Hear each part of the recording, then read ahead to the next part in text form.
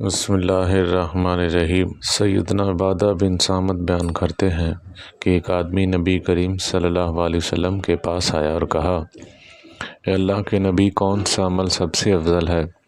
آپ صلی اللہ علیہ وسلم نے فرمایا، اللہ پر ایمان لانا، اس کی تصدیق کرنا، اس کے راستے میں جہاد کرنا۔ اس نے کہا، اللہ کے رسول، میرا ارادہ تو اس سے آسان عمل کا تھا۔ آپ صلی اللہ علیہ وسلم نے فرمایا، صبر و سماعت۔ لیکن پھر اس نے کہا، اللہ کے رسول، میرا ارادہ تو اس سے بھی ہلکے کا تھا۔ آپ صلی اللہ علیہ وسلم نے فرمایا، پھر تو اللہ تعالیٰ تیرے بارے میں جو فیصلہ کر دے گا تو اس کو مطمئن ٹھہرا، یعنی اسی فیصلے پہ راضی ہو جانا۔ سیدنا انس بن مالک سے روایت ہے کہ نبی کریم صلی اللہ علیہ وسلم نے فرمایا، مومن پر تعجب ہے، اللہ تعالیٰ اس کے لیے جو فیصلہ کرے اس میں ہی اس کے لیے خیر ہے۔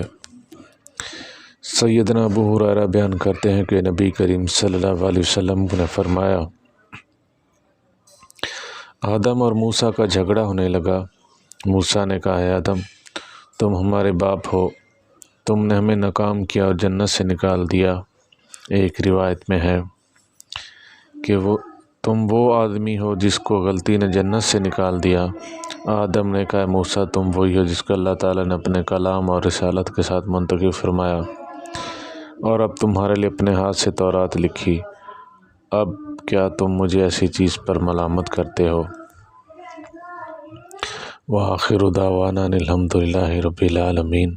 اللہ تعالیٰ ہم سب کو حدیث پاک پر عمل کرنے کی توفیق عطا فرمائے۔